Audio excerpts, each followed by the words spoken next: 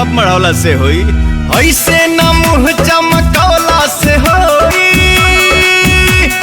न जबे की खाली झमकौला से होई। ऐसे न मुँह चमकौला से होई, न जबे की खाली झमकौला से होई।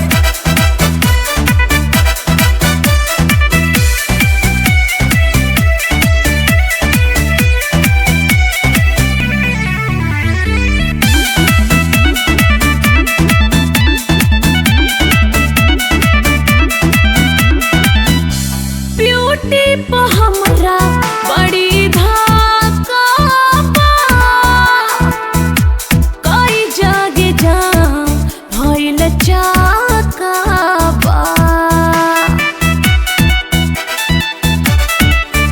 तोर मानो तनी बात तोड़े कहे छरिया, पहले पता करो कि हमर का बायोकात।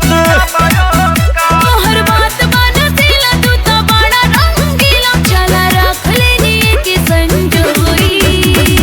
हाथ बनौला से होई, ऐसे न मुँह चमकौला से होई, न जबे की खाली झमकौला